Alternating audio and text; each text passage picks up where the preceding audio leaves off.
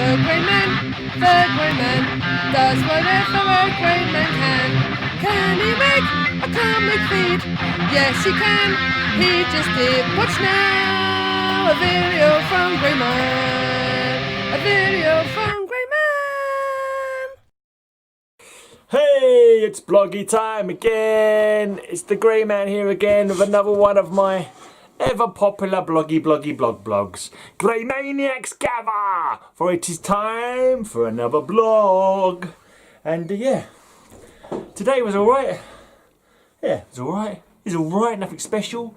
I went to Croydon to pick up something, and while I was there I wanted to check out the comic shop because it's nearly my birthday and I got a bit of money and I thought I'd buy a few comics. But unfortunately I was going to Croydon at 9 o'clock and the comic shop wasn't opening until 12, so no comics. Meow, meow, meow. Play a very small violin for me. That's a sad violin noise. But yeah, these things happen. Hopefully I'll be able to go later in the week or something. We shall see. But let's just talk about some comic books that I've read. So this one I read recently on the train coming to Lisa's. This is cool. I like this one. This is the first appearance of Karate Kid and Princess Projector and Pharaoh Lad and Nemesis Kid. I think it's first appearances of all of them. I'm not too sure, but they all it was quite a fun story as well. They're all trying out for Legion. They all get accepted. Now, the one thing that I find quite fun in these future comic books, yeah. So this is a comic book from, was it 1960? I'm gonna have to look inside to find out where it's from.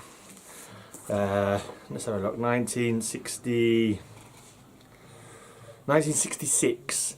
And the team split up, and they think that one of the new guys is a traitor. And at the moment, it's only the first part of the story, so I haven't got the full story.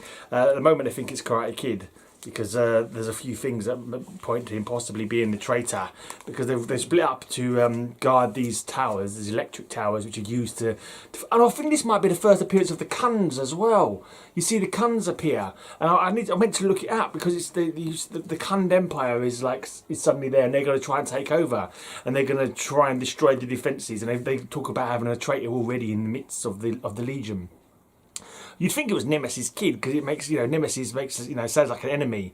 But I can't remember Nemesis Kid that well either. So I'm thinking maybe it's him, or there could be some big twist and it ends up being somebody else. But anyway, I've gone off tangent. But what I really like about this comic from 1966, it's based in the year the 30th century, the year 3000 or whatever it is. And when they split up the team, one of them goes to Ceylon, which of course is now called Sri Lanka. I'm not sure when it changed from Ceylon to Sri Lanka, but I just find it so amusing that this future comic book, obviously in the past, but it's supposed to be the future, but they don't know the fact that Ceylon changed its name to Sri Lanka, obviously at the time. There's just something about that chronological confusion or whatever, or this sort of you could say it was a mistake, but then it wasn't to know that Ceylon was going to become Sri Lanka. I meant to look it up to find out when Ceylon changed its name to Sri Lanka, but I just found that highly amusing. That's the anachronisms kind of thing. Yeah, I don't think there's any backup stories in this one. I think they've gone over now to fully Legion of superheroes. And I was hoping there was all going to be individual stories, but they're not. They're all crossing over in that. So there's so many more adventures comics that I need to get. Right, the next one, that was 346. Anyway, and then 349. This guy, Universo, he hypnotizes them. He tricks them into thinking that he's gone in time, and his mind-controlled lackey gives them false, red herrings. They split up into different time eras, and in each time era they nearly die. But fortunately, this boy who had a time machine device that he's shown at a science fair, he was working on his device, and he'd seen them in trouble, and he managed to rescue them just as they was about to die, thanks to Universo's lackeys that he'd mind-controlled in the past. And it turned out it was all a ploy anyway. He hadn't actually gone into the past at all. But anyway, they do manage to capture him, and it turns out that this boy knew about Universo knew about this boy's time device, which he knew that they'd use after he stole their time capsule and destroyed the other time capsule. He knew that they'd used the boy's time capsule. And it turned out the reason he knew about him and the reason he knew about Universo is that he was his son, basically. So it's like a kind of sad ending. Like he saved the Legion, but he's betrayed his father, kind of thing. Anyway, so that was that one. Oh, cough. In this one, they all get put into... I think this might be the first appearance of Shadowless, because she's introduced to help the team. They're going, not Tekron Galtus. Tekron Galtus is Talok 4. Talok 4, I believe, is her planet. And I'm actually working on the Legion of Superheroes video at the moment, because what it was, on the back of one of these, there's like here is, welcome to the Legion, and it's like 4 pages of pictures of the Legion, plus text on a separate page about the different members of the Legion. So I'm going to make a video of it like I do with my advert videos. I actually got an advert video today, before I passed over to me from yesterday. Yeah, from me from yesterday. Got an advert, woo! So, brace yourselves for that. Anyway, so they go to Talok 4, and they get put into these death traps, and by breaking out of the death traps, they're powering a device which enables the Fatal 5 to break out from a dimension they've been trapped in. So by rescuing themselves, they've managed to free the Fatal 5. That's what happens in that one. I say it could be the first appearance of Shadowless. I need to look that up, actually. Okay. Oh yeah, this one they're building a new base because the Fatal 5 have destroyed their old rocket ship looking base, and it's just talking about all the different stuff that the walls are made out of and so forth. I think various members, because it's in the process of being built, various members are on leave. The base isn't probably built yet, so these guys, the Dark Circle, realise it's a good time to strike. So they start attacking sort of worldwide, taking out Karate Kid where he is in Japan. I think he had a different story. I'm sure I remember Karate Kid in a later Legion comic being born on a really harsh planet where he had to learn to fight. But in this one it was saying that he was adopted by someone in Tokyo. Maybe that came later, maybe that was retconned later on, and I'm not too sure. But anyway, so this Dark Circle are beating the Legion pretty handily. Only Brainiac 5 is left, and he finds a device that was sent to them by from thanks from like another planet kind of thing. They've got lots of gifts from various planets for gym equipment from one planet to thank them for their help and that kind of thing. And it was a strange device, and he just happens to be like there on his own. And there's a few of these Dark Circle, and he goes, "Oh, I wish Karate Kid was here. He'd be able to hold them off."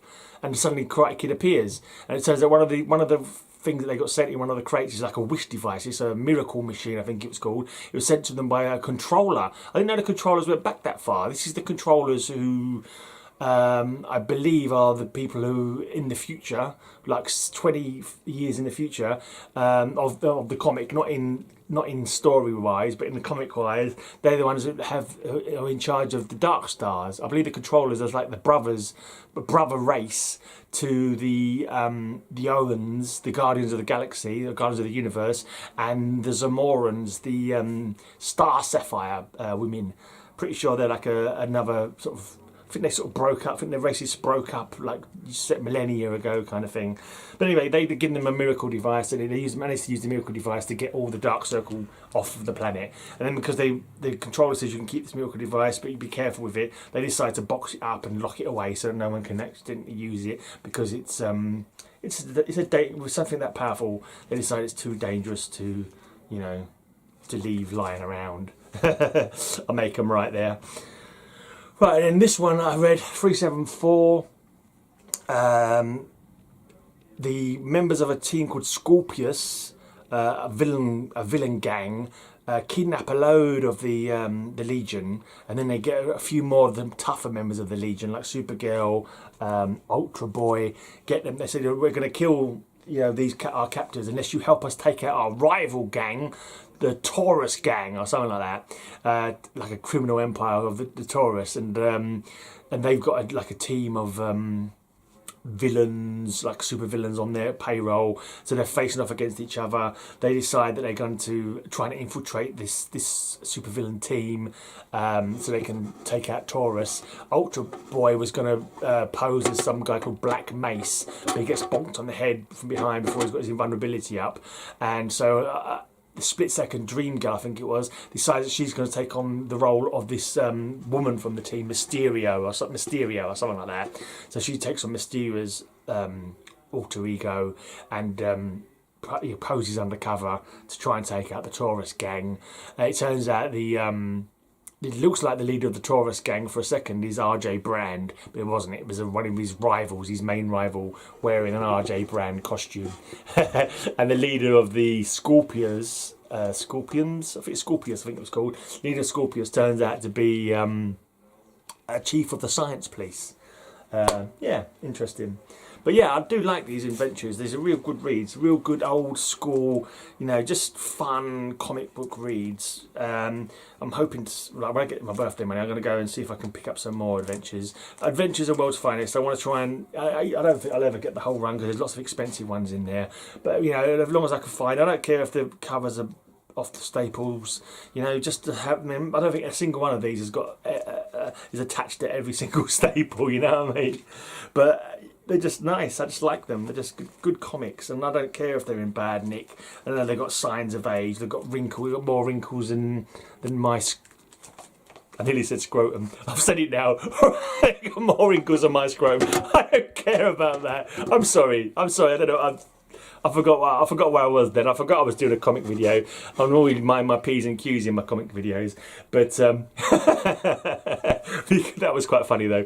Right, so anyway, I'm out of here. I'm going to pass over to Gray from the past to show you some of my Defenders comics. Before that, we have a little word from my sponsor. Got sponsored by Ideal Toys, and this is a little advert called On The Go with Motorific. On the go with Motorific. Fred and Larry are testing their Motorific cars on the big new Motorific torture track. These are the rugged tests all new cars have to face. My Thunderbird's revving up on the horsepower test. My Stingray's in the motor test. Listen to that roaring sound. Hey, the cornering test is making my car dizzy. And when the cars race over the twin level performance test, watch out for the hairpin curves. Fred and Larry quickly snap together a new layout, one of dozens they can make with the torture track. Woo! I made it for the crash test. Larry's car neatly swings over the spring test. Wow, that was close. Put your Motorific cars to the test on the new Motorific torture track. Get on the right track, get the new Motorific torture track. You can make dozens of different layouts, comes complete with 6 grueling torture tests, track, switches, signs, and a sleek Motorific car. Copyright 1966 Ideal Toy Corporation. Look for these torture track accessories at your favourite store. Keep adding track and tests to your torture track for never-ending excitement and fun. Motorific, it's terrific, it's ideal. Grey Maniacs gather! I know. Hold on. This is me from the past. So hi from the future, past. Yeah. Hi from yesterday. Going to continue going through these Defenders comics. Number 27. Ooh, that spine's taken a beating. This is generally the cover looks like it's been. This cover looks like it's been used as a slipper for somebody, or maybe as a bath mat. The Badoon women are far more savage than their men. Unless I strike swiftly, Hulk and Valkyrie are doomed. Oh, come on. Hulk could take those Badoon women out with one arm tied behind his back, I'm sure. Or even with one arm carrying Valkyrie. Right, I haven't got number 28. But number 29. Earthlings, unless you instantly surrender, your planet dies. This is it, the final battle between the dynamic Defenders and the baneful Badoon. It seems like maybe the early comics that I showed yesterday didn't have much in the way of blurbs of like speech bubbles on the cover, but these ones do. So maybe we're entering the speech bubble era. No, Hulk can't fight gas. We haven't a chance. Can't get past these choking fumes. We're facing our most incredible foe, and he may destroy us all. Trapped in the fright-filled theatre of fear. There you go. That's the last thing you want to be, in the fright-filled theatre of fear. It's most unbecoming. Right. Nighthawk attacks us with powers far greater than ours. Then those powers have driven him mad. Nighthawk no more. Bloody gurgling sink. What a fucking... Pardon. Do apologise. I shall put £1 in the swear jar. I won't really. I have shown your long-lost past, Defender. Now take a look at your future.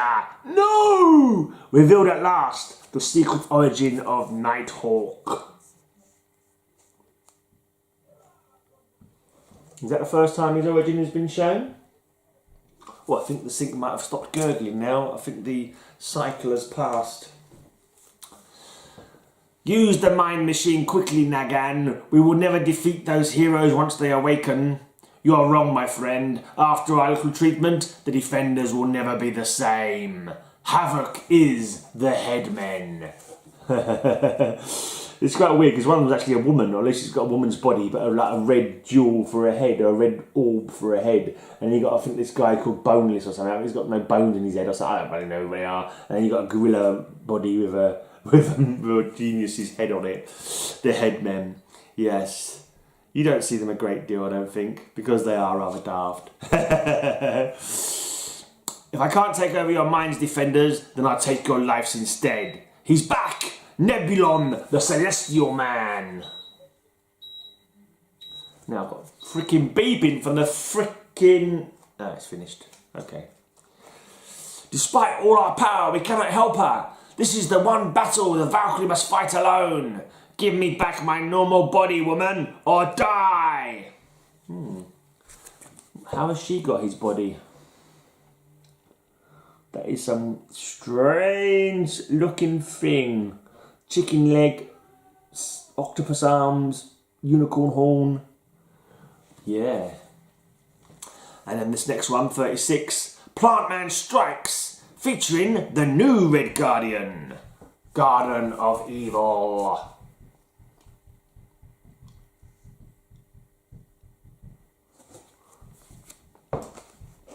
Luke Cage is in this one again.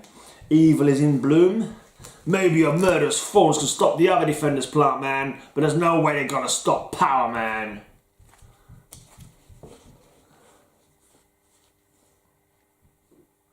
So was Luke actually a defender proper, or was he just often visiting? I think he was more often than visiting than actually being a proper member.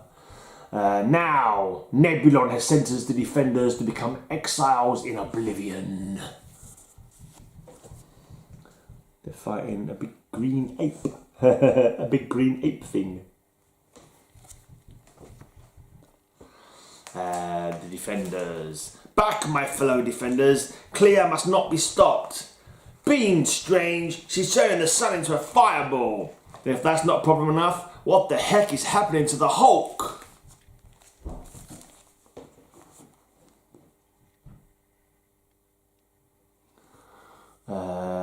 He has fists of hammering steel, a heart torn by hate, and an entire city may die for his cause. What secret lurks behind the mask of the assassin? Nefarious secrets, I'm sure.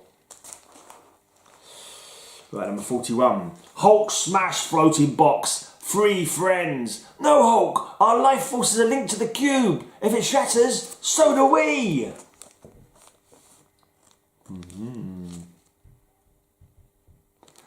Rhino, Solar, Egghead, the deadly new emissaries of evil. I'm not too sure what Rhino's lift strength is. I'll have to dig out the old I might have to dig out the old Marvel. I can't now actually.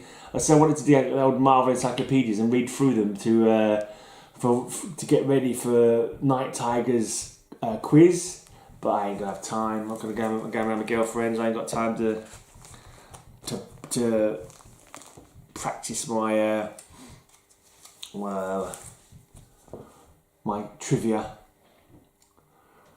Right.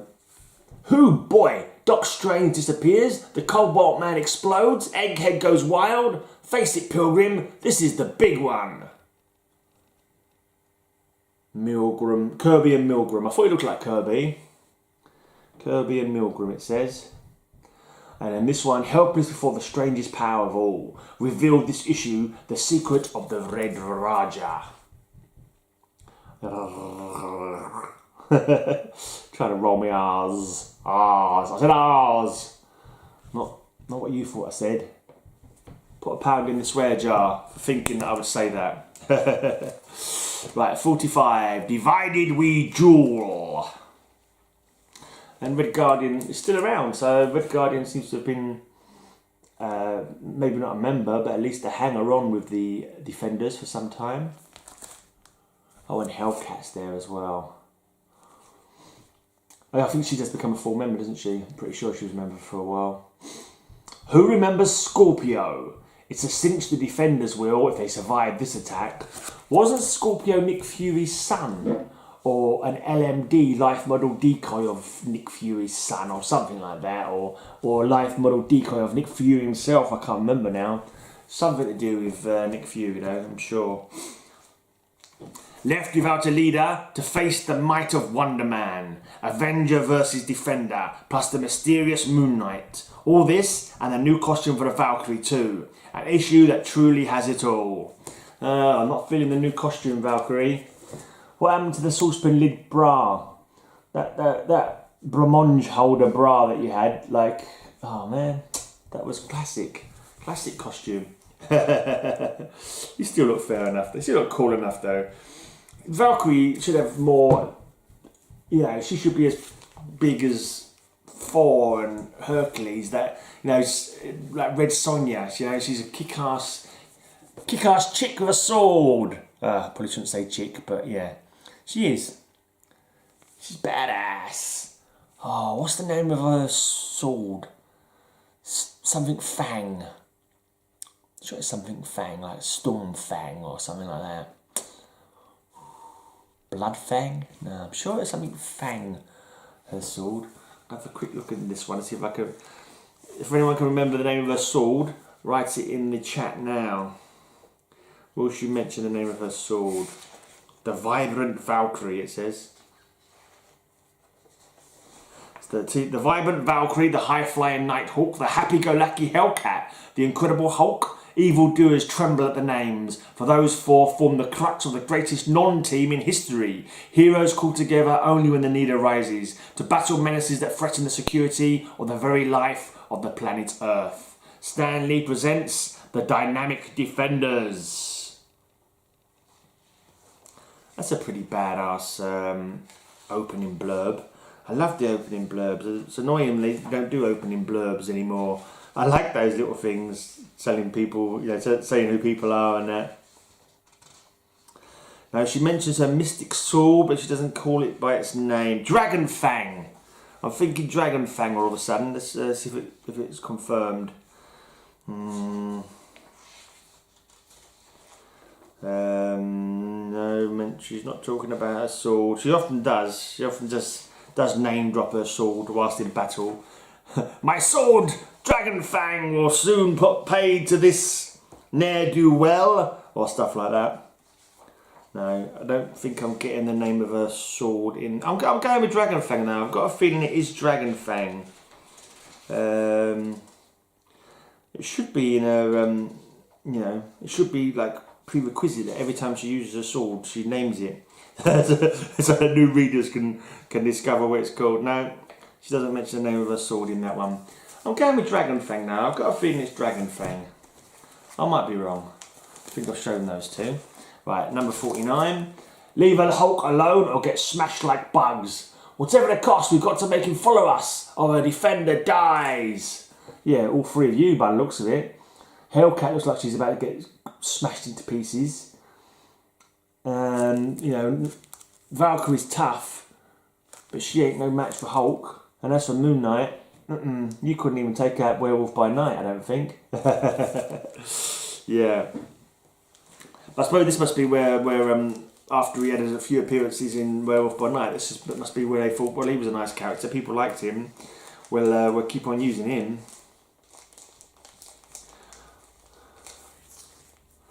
Right, and the fantastic 50th issue.